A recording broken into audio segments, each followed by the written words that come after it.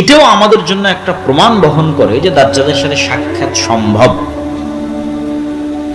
দাজ্জালের সাথে সাক্ষাৎ সম্ভব।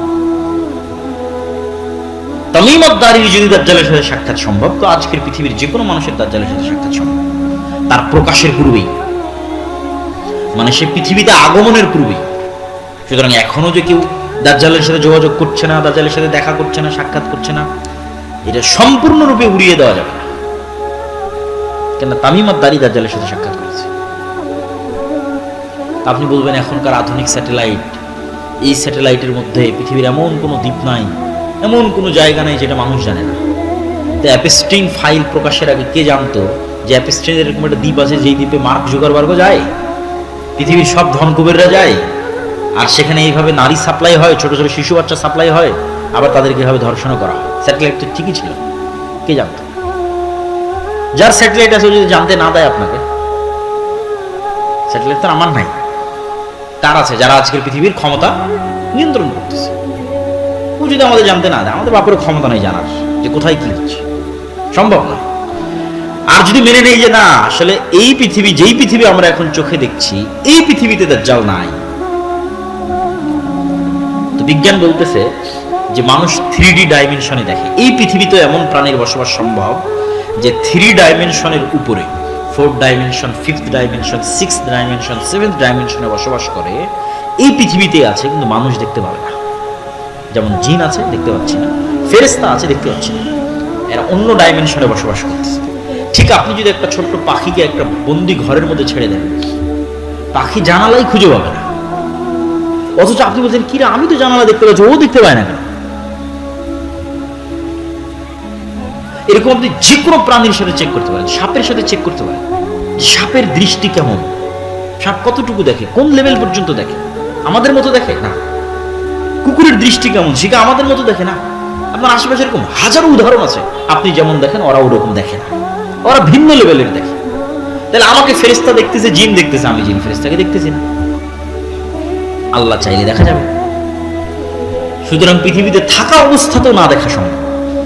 আবার পৃথিবীতে থাকা অবস্থায় অন্যরা দেখতেছে, আছে, আমাকে দেখতে দেওয়া হচ্ছে না, যেটা আগেরটা বললাম সেটাও সম্ভব।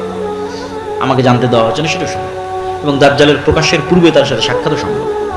তো তামিম আদ-দারির হাদিসে তামিম আদ-দারিকে জিজ্ঞেস করছে দাজ্জাল আরবের লোকজনকে 4টা জিনিসের কথা বলছে। বুহাইরা তাবারিয়ার কথা বলো, আইনে যোগরের কথা বলো, নাখল বাইসানের কথা বলো, আর নবী আল উম্মির কথা বলো। এই বুহাইরা তাবারিয়া হচ্ছে সি অফ গ্যালিলি, যেটা আজকের ইসরায়েলের সীমানার মধ্যে পড়ে। এই নাখল বাইসান হচ্ছে ইসরায়েলের একটা শহর, বাইত শিয়ান, যেটাও আজকে ইসরায়েলের সীমানার মধ্যে পড়ে। আর আইনে জোগার হচ্ছে জর্ডানের যে ডেড সি আছে, মৃত সাগর আছে, যেখানে লূত আলাইহিস সালামের কওমকে ধসিয়ে দেওয়া হয়েছিল। এই ডেড সির পার্শ্ববর্তী একটা ঝর্ণা বা কুয়া। আর এই 3টে জায়গায় 50 কিলোমিটারের মধ্যে হবে, এখান থেকে 50 কিলোমিটার আশেপাশে। 2টা ইসরায়েলের সীমানার মধ্যে, আর একটা ইসরায়েলের সীমানা লাগানো। আর এই 3টে জায়গায় আবার ইহুদি খ্রিস্টানদের বাইবেল এবং তাওরাতে বর্ণিত বিভিন্ন কারণে পবিত্র। যেমন সি অফ গ্যালিলি, যেটা বুহাইরা তাবারিয়া দাজ্জাল জিজ্ঞেস করলো, তাওরাতের বর্ণনা অনুযায়ী যে ঈসা আলাইহিস সালাতু ওয়াস সালাম যেখানে সব মুজিজা দেখাতেন, ঈসা আলাইহিস সালামের মুজিজা তো পৃথিবীর সবচেয়ে ব্যতিক্রম মুজিজা, মৃতকে জীবিত করা, অন্ধকে চক্ষুস্পান করা, টাকওয়ালা মাথাকে চুল দিয়ে দেওয়া, এই বেশিরভাগ মুজিজাগুলো উনি এই খালের পাশে, এই লেকের পাশে দেখিয়েছেন। এই জন্য সারা ইউরোপ, সারা আমেরিকা থেকে লক্ষ লক্ষ খ্রিস্টান দর্শনার্থী এটা দেখতে আসে। বুহাইরা তাবারিয়া, lake of Tiberias, sea of Galilee. আর আইনে জোগার, যেটা স্প্রিং অফ জোয়ার বলতেছে হিব্রু ভাষায়, ইংরেজি ভাষায়, বাইবেলের বর্ণনা অনুযায়ী লূত আলাইহিস সালাতু ওয়াস সালামের শহর ধ্বংস হওয়ার পর যেই শহরে, যেই জায়গায় তাকে আশ্রয় দেওয়া হয়েছিল, সেটা হচ্ছে এই আইনে জোগার, তার পাশে। এই 3টার কথা দাজ্জাল কি বলছে? যেটাতে পানি আছে, পানি থাকবে না, ঝর্ণা আছে, ঝর্ণা শুকিয়ে যাবে, বাগান আছে, বাগান, খেজুর বাগান আছে, খেজুর বাগান শেষ হয়ে যাবে।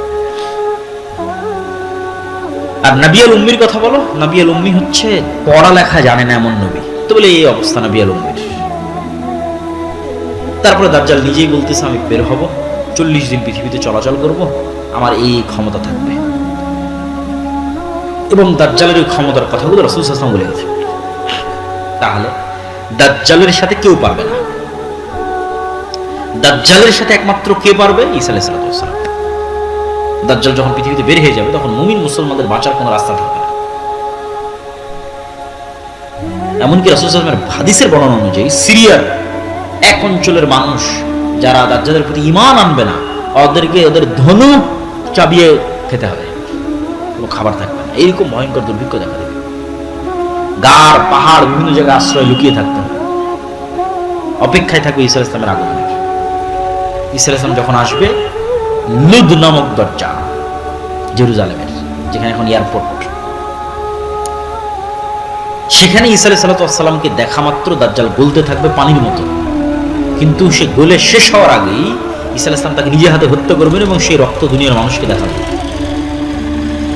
এবার রাসূল সাল্লাল্লাহু আলাইহি ওয়াসাল্লাম বলছে যে আল্লাহ ঈসা আলাইহিস সালামকে বলবে, ঈসা, দাজ্জাল তো মারা গেল, কিন্তু এখন আমার এমন এক সৃষ্টি জীব বের হবে যে লা ইয়াদানু লিআহাদিম মিন ইবাদি, আমার বান্দাদের মধ্যে এমন কোন বান্দা নাই যে তাদের সাথে মুখোমুখিতে পারবে, মোকাবেলায় পারবে। অতএব তুমি ঈসা যত বড় নবী হও, আর ইমাম মাহদি যত বড় মুজাহিদ হোক, আর তোমাদের হাতে দাজ্জালের যত বড় ফিতনা পরাজিত হোক, এখন যারা বের হবে এদের সাথে তোমরা পারবে না। অতএব তোমরা তুর পাহাড়ে আশ্রয় নাও। তখন ঈসা আলাইহিস সালাম মুমিন মুজাহিদদের নিয়ে তুর পাহাড়ে আশ্রয় নেবেন। এবার বের হবে ইয়াজুজ মাজুজ, যাদের বর্ণনা কিয়ামতের আলামতের একমাত্র আলামত, যেটার বর্ণনা কোরআনে আছে। দাজ্জালের কথা কিন্তু কোরআনে নাই। আরো যেগুলো বললাম বিভিন্ন ভয়ঙ্কর যুদ্ধ ফিতনা রোম, এগুলো কোরআনে নাই। তাহলে একমাত্র আলামত যেটার বর্ণনা কোরআনে আছে সেটা কি? ইয়াজুজ মাজুজ। যুলকারনাইনের বর্ণনায় সূরাতুল কাহফের মধ্যে আল্লাহ সুবহানাহু ওয়া তাআলা ইয়াজুজ মাজুজের ঘটনা তুলে ধরেছে। যুলকারনাইনের তিনটা সফর, তিনটাই ব্যতিক্রম সফর, এবং সূরা কাহফের প্রত্যেকটা ঘটনা ব্যতিক্রম।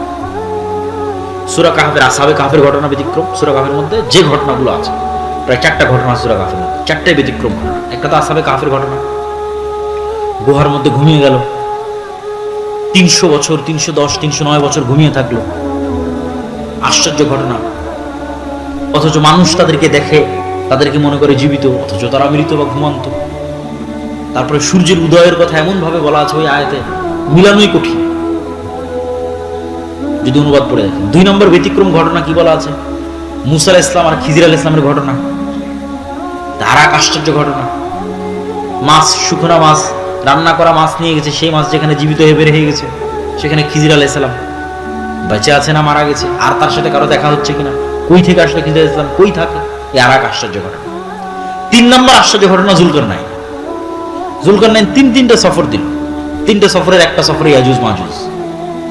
বলছে এদের থেকে আমাদের বাঁচার ব্যবস্থা করে, প্রাচীর দিয়ে দেয়। তখন যুলকারনাইন সেখানে প্রাচীরের ব্যবস্থা করে দেওয়ার বলল, আল্লাহ যেদিন চাইবে সেই দিন এরা বের হবে। এখন সেই প্রাচীর আছে না ভেঙে গেছে, বের হয়ে গেছে, না কিয়ামতের পূর্ব মুহূর্তে বের হবে, আল্লাহু আ'লাম। কিন্তু হাদিসের ভাষা অনুযায়ী বোঝা যাচ্ছে যে কিয়ামতের পূর্ব মুহূর্তেই তারা বের হবে। সূরা কাহফের সবগুলো ঘটনা আশ্চর্য। ইয়াজুজ মাজুজ বের হবে, ঈসা আলাইহিস সালাম তার সঙ্গী সাথী মুমিন মুসলমানদের নিয়ে তুর পাহাড়ে আশ্রয় থাকবে। যখন তুর পাহাড়ে খাবারের সংকট দেখা দিবে, দুর্ভিক্ষ দেখা দিবে, খাবারের কিছু নাই, অসহায় অবস্থা, করুণ অবস্থা, তখন ঈসা আলাইহিস সালাম তার সঙ্গী সাথীদের নিয়ে আল্লাহর কাছে দোয়া করে কান্নাকাটি করবে, আল্লাহ এই ফিতনা থেকে আমাদের বাঁচাও। তাহলে দেখেন, এত বড় নবী হওয়ার পরেও কি ফিতনায় আল্লাহ তাকে ফেলছে যে তাদের বাঁচার কোনো রাস্তা নাই, কার সাহায্য ছাড়া? আল্লাহর সাহায্য ছাড়া। তাহলে আলটিমেটলি মুমিন মুসলমানদের বাঁচার কোনো রাস্তা নেই আল্লাহর সাহায্য ছাড়া।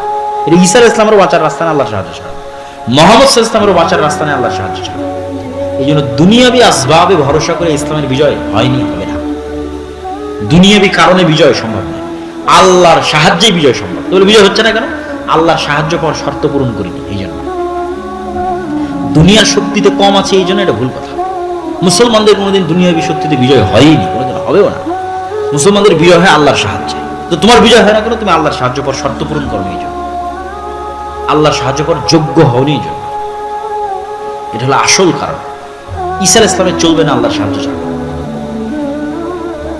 তো ঈসা আলাইহিস সালামের কান্নাকাটিতে এবার আল্লাহ সুবহানাহু ওয়া তাআলা ইয়াজুজ মাজুজকে এক বিশেষ অসুখ, বিশেষ পোকা মাকড় দিয়ে আল্লাহ ধ্বংস করে দিল। তখন তুর পাহাড় থেকে নেমে পা ফেলার মতো কোনো জায়গা থাকবে না, লাশ আর লাশ, দুর্গন্ধ আর দুর্গন্ধ, পৃথিবীতে বসবাস করার মতো কোনো জায়গা নেই। এবার দ্বিতীয়বার কান্নাকাটি, হাদিসের ভাষা অনুযায়ী যে দ্বিতীয়বার ঈসা আলাইহিস সালাম এবং মুমিন মুজাহিদরা আল্লাহর দরবারে লুটিয়ে পড়ে কান্নাকাটিতে মগ্ন হয়ে যাবে। এবার আল্লাহ সুবহানাহু ওয়া তাআলা রাসূল সাল্লাল্লাহু আলাইহি ওয়াসাল্লামের হাদিসের ভাষ্য অনুযায়ী উটের কুঁজ যেরকম লম্বা, এরকম লম্বা কুঁজওয়ালা এক প্রকার পাখি পাঠাবে, যে পাখিগুলো এই লাশগুলোকে উড়িয়ে উড়িয়ে নিয়ে গিয়ে এমন জায়গায় ফেলে দেবে যেখানে মানুষ বসবাস করে না। দক্ষিণ মেরু, উত্তর মেরু, অসংখ্য বরফ আচ্ছাদিত অঞ্চল আছে, এগুলোতে মানুষ যায় না, আজও যায় না, এরকম মানুষ বসবাস করে না, এরকম জায়গায় ফেলে দেবে। তারপরে আকাশ থেকে বৃষ্টি বর্ষণ হবে, পৃথিবী ধুয়ে মুছে সাফ হয়ে যাবে। তুর পাহাড় থেকে ঈসা আলাইহিস সালাম এবং মুমিন মুসলমানেরা নেমে আসবে। নেমে আসার পর বাইবেলের ভাষা অনুযায়ী 1000 বছর, আর মুহাম্মদ সাল্লাল্লাহু আলাইহি ওয়াসাল্লামের ভাষা অনুযায়ী 7 বছর পৃথিবীতে ন্যায়ের শাসন প্রতিষ্ঠিত হবে, ইনসাফের শাসন প্রতিষ্ঠিত হবে। এই ন্যায় এবং ইনসাফের শাসনে আসমানের বরকতের সব দরজা আর মাটির জমিনের বরকতের সব দরজা উন্মুক্ত করে দেওয়া হবে। তখন এবার একটা ডালিম খাবে একটা গ্রাম, একটা গাভীর দুধ খাবে একটা বংশ। এইরকম অবস্থা পৃথিবীর সবচেয়ে শান্তিপূর্ণ, সবচেয়ে রহমত এবং বরকতে পরিপূর্ণ অবস্থা চলার একটা পর্যায়ে এক ঠান্ডা শীতল বাতাসে মুমিন মুসলমান ঈসা আলাইহিস সালাম মারা যাবে। মুনাফিক, ফাসিক, ফাজিররা পৃথিবীতে থেকে যাবে। এবার আসবে ওই হাদিসগুলোর বাস্তবায়ন। মানুষ ভুল বুঝে বলে এমন এক সময় আসবে যে সময় আল্লাহ নাম নেওয়ার লোক থাকবে না, বলে এমন এক সময় যে সময় কোরআন পড়ার লোক থাকবে না, এমন এক সময় যে সময় হজ করার লোক থাকবে না, এমন এক সময় কাবা ঘর ভেঙে দেওয়া হবে। এগুলো এবার এখন এমন এক সময় আসবে যখন মানুষ কুকুর শ্রীকাল যেভাবে রাস্তায় মিলিত হয় ওইভাবে মিলিত হবে। এগুলো ঈসা আলাইহিস সালামের আগে নয়। ঈসা আলাইহিস সালামের আগে দিন থাকবে, কোরআন থাকবে, মুমিন থাকবে, মুজাহিদ থাকবে, যোদ্ধা থাকবে, সব থাকবে, মসজিদ থাকবে, মাদ্রাসা থাকবে, হজ থাকবে, ওমরা থাকবে, all everything will be running, সবকিছু চলতে থাকবে। তাহলে কোরআন উঠে যাওয়া, আল্লাহর নাম নেওয়ার মতো লোক উঠে যাওয়া, রাস্তাঘাটে কুকুর শ্রীকালের মতো জেনায় লিপ্ত হওয়া, হজ বন্ধ হয়ে যাওয়া, কাবা ঘর ধ্বংস হয়ে যাওয়া, এগুলো এবার হবে ঈসা আলাইহিস সালামের মৃত্যুর পরে। তখন এই ফাসিক, ফাজির, কাফেরদের উপরে এবার ফাইনাল কিয়ামত, যেটা ওই ফাইনাল কিয়ামত সংঘটিত হবে, যেটাতে বলা আছে যে আল্লাহ সুবহানাহু ওয়া তাআলা ইযা সামাউ শাক্কাত, ইযা সামাউ ফাতারাত, ওয়া ইযাল কাওয়াকিবু ইনতাফারাত, ওয়া ইযাল বিহারু ফুজ্জিরাত, যখন আসমান ফেটে চৌচির হয়ে যাবে। আল কারিআতু মাল কারিআ ওয়া মা আদরাকা মাল কারিআ ইয়াওমা ইয়াকুনুন নাসু কাল ফারাশিল মাবথুস ওয়া তাকুনুল জিবালু কাল ইহনিল মানফুশ। পাহাড়, হিমালয় পাহাড় হবে আকাশে উড়ন্ত ধুলিত ধুনিত তুলা, আর মানুষ হবে পঙ্গপালের ন্যায়। সূর্যর, চন্দ্র, নক্ষত্র চূর্ণ বিচীর্ণ বিদীর্ণ হয়ে পড়ে যাবে। ফাইনাল কিয়ামত। প্রিয় উপস্থিতি, এই পুরো আলোচনার সারমর্ম বা আমাদের শিক্ষা বা আমাদের করণীয় কি? আমাদের শিক্ষা, আমাদের করণীয় হচ্ছে যে আমরা শেষ সময়ে বসবাস করতেছি, এই কথাই ঠিক। যদি আরো 5000 বছর পরও কিয়ামত হয় তবুও আমরা শেষ সময়, যদি আরো 500 বছর পরও কিয়ামত হয় তবুও আমরা শেষ সময়। কেন? কিয়ামতের সবচেয়ে বড় আলামত মুহাম্মদ সাল্লাল্লাহু আলাইহি ওয়াসাল্লাম মৃত্যু হয়ে গেছে, আর অসংখ্য ছোট ছোট আলামত চোখে দেখতেছি। আল্লাহ নবী বলছেন ইয়াতাতাওয়ালুনা ফিল বুনিয়ান, উঁচু উঁচু বিল্ডিং বানানোতে প্রতিযোগিতা করবে। তো উঁচু বিল্ডিং বানানোর কল্পনা কিভাবে আসতে পারে যে উঁচু বিল্ডিং দেখেনি চোখে?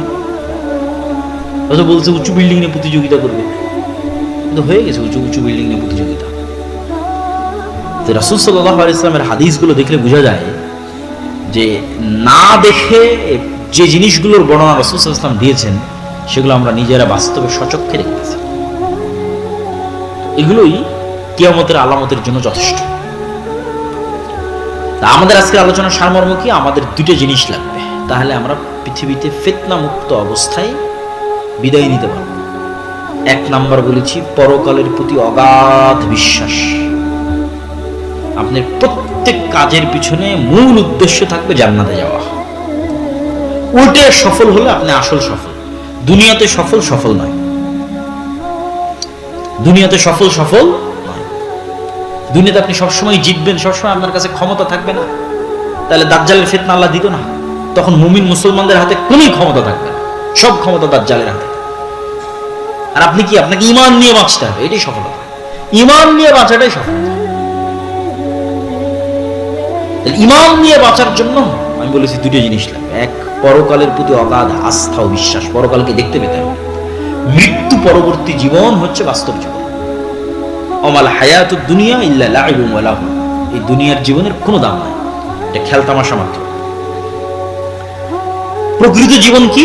লাহিয়াল হায়াওয়ান, আল্লাহ কোরআনে বলেছে পরকালই জীবন, পরকালই জীবন, দুনিয়ার জীবন নয়। তাহলে পরকালের যে জীবনটা, ওই জীবনটা হচ্ছে প্রকৃত জীবন, বাস্তব জীবন। এই জীবন নয়। আর এক আয়াতে আল্লাহ সুবহানাহু ওয়া তাআলা বলছেন পরকাল হচ্ছে খায়রুন ওয়া আবকা, সর্বোত্তম, চিরস্থায়ী, পার্মানেন্ট।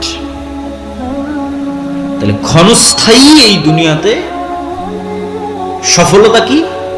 পরকালের প্রতি অগাধ আস্থা রাখা। 2 নাম্বার, দুনিয়া বিসর্জন দেওয়ার সক্ষমতা। যেটা আমি বাক্য শুরু করেছি যে 1 টাকার প্রতি যদি আপনার অবৈধ লোভ থাকে, আপনি দাজ্জালের ফিতনা থেকে বাঁচতে পারবেন না। আপনি ঈমান বিক্রি করে দিবেন, ঈমান বিসর্জন দিয়ে দিবেন। যার ন্যূনতম দুনিয়ার প্রতি লোভ নাই, পরিপূর্ণরূপে দুনিয়া বিসর্জন দেওয়ার মানসিকতা আছে, যে কোনো বিপদ আপদে কঠোর থেকে কঠোর ধৈর্য ধারণের মানসিকতা আছে, ইস্তেকামাত আছে, এই মানুষগুলো ঈমান থেকে নিয়ে পৃথিবী থেকে বিদায় নিতে পারবে। 2টা জরুরি কাজ বলে বক্তব্য শেষ করি। ইব্রাহিম আলাইহিস সালাতু ওয়াস সালাম তার পরবর্তী বংশধরের জন্য 2টা বিষয়ে দোয়া করেছেন আল্লাহ সুবহানাহু ওয়া তাআলার কাছে। রব্বি জাআল হাযাল বালাদা আমিনা ওয়াজনুবনি ওয়া বানিয়া আন না'বুদাল আসনাম। আল্লাহ মক্কা শহরকে নিরাপদ করে দাও, আমার পরবর্তী বংশধর কেউ যেন মূর্তি পূজক না হয়, শিরক না করে। শিরক ভয়াবহ। তাহলে 1 নাম্বার, ইব্রাহিম আলাইহিস সালাম আল্লাহর কাছে চাচ্ছেন তার পরবর্তী বংশধরের জন্য, মানে স্পেশাল কিছুই চাচ্ছেন যেটা আল্লাহ তাকে দিবে।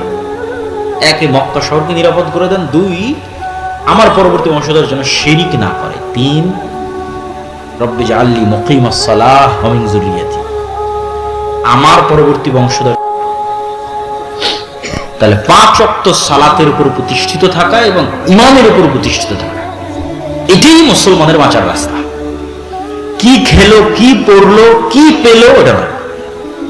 ঈমানের উপর আছে, 5 ওয়াক্ত সালাত আদায় করছে, সফল। ইহকাল সফল, পরকাল সফল। আল্লাহ সুবহানাহু ওয়া তাআলা আমাদের সকলকে ঈমানের উপর মজবুত হওয়ার এবং 5 ওয়াক্ত সালাতের উপর অটল থাকার তৌফিক দান করুক, আল্লাহুম্মা আমিন। দাজ্জাল এবং ইমাম মাহদী বিষয়ে আপনার বিশ্বাস কি হবে? আপনি ইমাম মাহদীর সৈনিক হওয়ার আগ্রহী হবেন, না দাজ্জালের ফিতনা থেকে বাঁচার জন্য আল্লাহর কাছে দোয়া করবেন? কোনটা? দাজ্জালের ফিতনা থেকে বাঁচার জন্য আল্লাহর কাছে দোয়া করবেন, আল্লাহুম্মা আউযু বিকা মিন ফিতনাতিল মাসীহিদ দাজ্জাল। আল্লাহ, এই দাজ্জাল আসার পূর্বে যেন আমি ঈমান থেকে, দুনিয়া থেকে বিদায় নিতে পারি, বলেন আল্লাহুম্মা আমিন।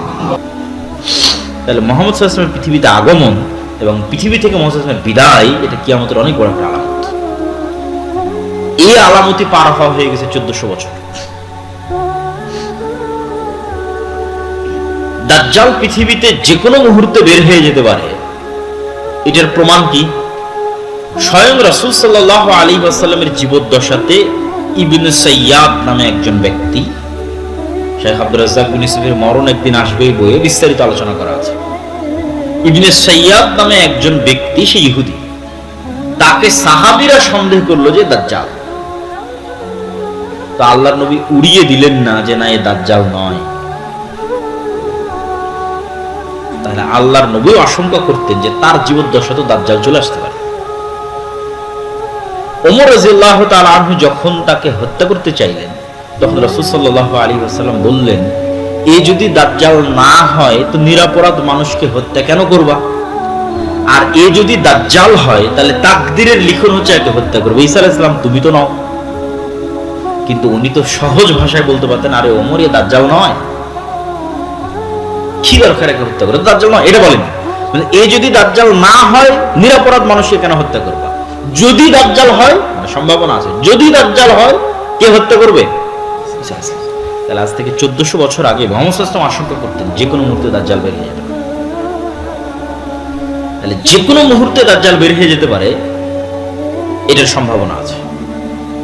এটা অস্বাভাবিক এবং অলৌকিক কোনো ঘটনা নয়, পৃথিবীর সব নবী রাসূল বলে গেছে। তো কিয়ামতের পূর্ব মুহূর্তে যে ঘটনাগুলো সংঘটিত হবে,